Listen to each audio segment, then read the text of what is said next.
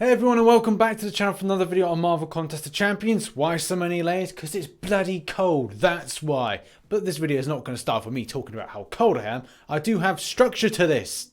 Sort of. We're going to be talking about the two new characters that are coming into the game next week, Mr. Sinister and Havok, and in particular where they lie on class and also other information, like their abilities. And some of you may be thinking, hey Rich, you've done a video like this before. No, I did a long ass live stream about this where I discussed this with you guys, but I thought it was probably best to put this together as more of a little short video that pinpointed key abilities of what to expect, that just so you don't have to troll through hours of, well, me talking and reading out stuff. So yeah, let's do a bite-sized chunk. But if you do want to watch that stream, link is in the description below. Let's begin with Havok. First of all, I just want to say that the design is completely on point with what Kabam are delivering as a character to the game. And this can largely be seen by the little SP3 clip that they've got up on their Twitter page. There could be some sort of issue with the color paletting, especially going completely white. It's not exactly brilliant to see, but in any case, the design, based on what we've seen with imagery from comic books and source material,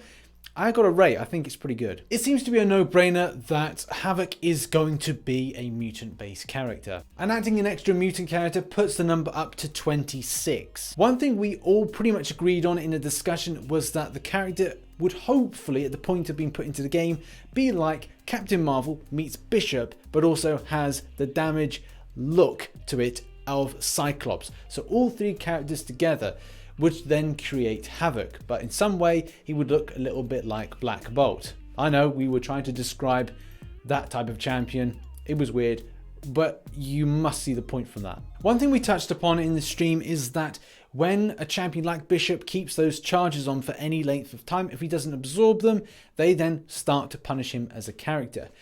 But in comparison to this one, whether or not they choose Havok to have some sort of degenerating ability based on the fact if he outputs too much power, then he's going to suffer as a result. It's something that I hopefully doesn't come into the game, because man, that would be killer to kind of want to use the character with a huge amount of damage output, but then suffer from some sort of effect that's going to take away your health points, or even a case of reducing down your power if you don't strike out. One thing that's quite noticeable is the character does not have flight. You saw him doing a little bit of flight, but I don't think it's going to be a permanent thing. There are two aspects of immunity which I'd like to see in game, especially having an incinerate immune champion. Yeah, great addition. Radiation immunity we haven't really seen in game.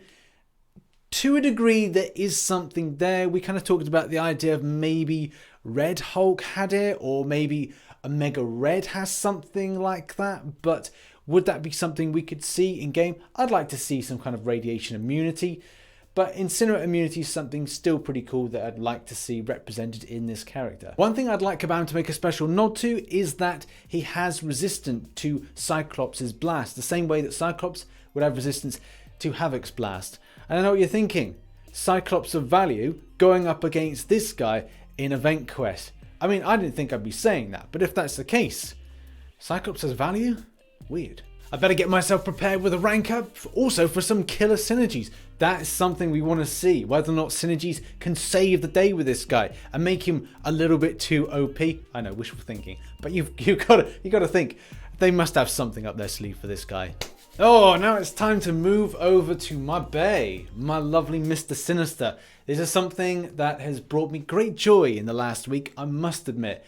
But there could be a lot of skepticism which we've got to really debunk and look at. From our conversation in the stream, everyone was very much on the fence of which type of class this guy would fall into. So Mr. Sinister, yeah, difficult one. We discussed the idea that maybe because of the fact there's some sort of mutations in, and also some talk in source material that he is mutant, that he would be mutant. But that has been largely put to the side, and science then replaced it. Yes, okay, science intervention could have, changed it. Changed his whole kind of DNA in order to give him some mutant DNA. But that may be using tech from a cosmic type character. I know, stay with me, it does get more weirder. So the fact is, science, put that on the shelf as well. Mystical powers, possibly. There is a mystic problem currently in the game, and this could be a good fit for the character. But it's very difficult, and at the end of the day, I don't envy Kabam on this. I know I've been critical in the past of going they've committed deadly sins on classing, but this is a very difficult ball game. Cosmic character, with tech, science intervention, science, mystical powers. Yeah, at the end of the day, I don't care what he's classed at, because I've got a key character in game, but you could argue, and everyone can fall out over the fact that he's classed in whatever way. They'll probably go either with the lesser of two evils, science, or they'll go mystic in order to sort the mystic problem out, or just go, screw it, just put it as a mutant. Either way, like I said, very difficult to pinpoint what is right, what is correct on this particular character. Let's touch on a shape-shifting ability, something that gives me hope that one day we could even see Mystique enter into the game. And sticking with that, the whole kind of idea of going to some kind of molecular-based form or liquid-based form in order to evade does excite me. The same way for the first time ever seeing Nightcrawler come into the game, and the way that he evaded was that BAMP thing.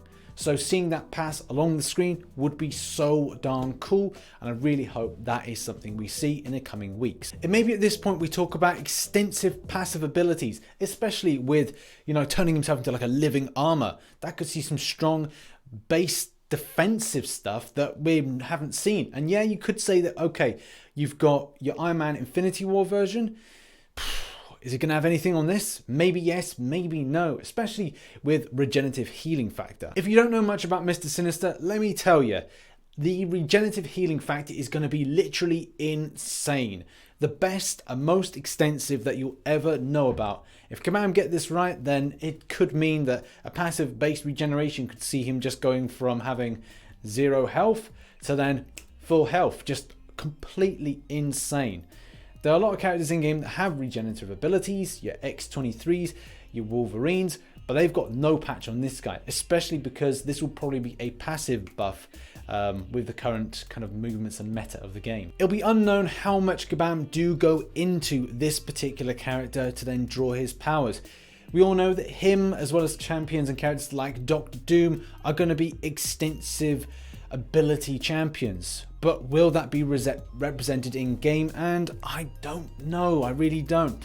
I like the idea of him using specific type of mental things, like dealing with inverted controls, the same way that Emma Frost deals with stuff, but I don't know if they'll go that far. My hope is they will, but I'm not quite sure at the moment. Dilate power could be something that really works with the enemy. So if you're close to enemy, you're then turning off their regeneration. You're turning off their buffs. It's like saying if this guy was close to a champion like Iron Man Infinity War or Korg, it would theoretically shut down all of those abilities that make the champion great. I don't think Kabam will go that far, because then it would be deemed too unfair. If he was a defender, and I think this guy will be more of a strong defender, where Havok may be a strong offensive champion, it could mean for a big power shift in who is the final boss. And I'm not just saying that from a point of hype. It could be, or it couldn't be. We'll just have to largely wait until the abilities are leaked, or we see the champions at play next week. Touching on the aspect of evading, teleportation is still a thing for this character. The idea that he could go from one point in the screen to the other is pretty cool. I don't know whether or not Kabam will actually do that, but it would be nice to see that little touch that makes the champion and character so cool. But there are other things with like concussive blasts, so that could be the strong offensive aspect to the character. Whether or not that's represented on an L1, L2 or L3, we would still be kept in the dark until the abilities go live. And obviously the living armor stuff, force fields. Yeah, he gets force fields. This guy has everything, and it's so darn cool to have this character in the game. And even though we're talking about the idea of immortality, the idea he cannot be wiped out would be amazing. Imagine spending revives. You don't have to do it anymore. But I just don't think that's going to be a thing. But there may be some sort of persistent charge-based function with this. We'll largely have to see. And also with the idea that he can deal with technological advancements. Will they have now a champion that is mutant class, or we'll lay that out there, mutant class that deals predominantly with tech champions, but also bypasses a lot of their technical or kind of mechanical abilities. That would be something that would be pretty cool, but I don't think that's going to be a thing. Would be great if he's science, but again, we'll have to wait and see. So there you go, everyone. Hopefully we've wrapped up all the information that was contained in this near 2-hour stream into one little bite-sized chunk to give you the information of what's going on. Hopefully by the time this video comes out, which should be on Saturday, that the abilities haven't been leaked, and then I have to make a further follow-up video. But in any case, you now know what's coming into the game and what has been from the source material, which should be represented by the in-game ability. I finish off the video by saying thank you very much for watching this video. If you enjoyed the video, then hit that like button and subscribe for more Marvel Contest of Champions based content. Remember, one like on this video is salvation for the problems that I had yesterday with getting trollish luck. But in any case, thank you very much for supporting the channel, and I shall catch you in another stream and in another video. Bye bye for now.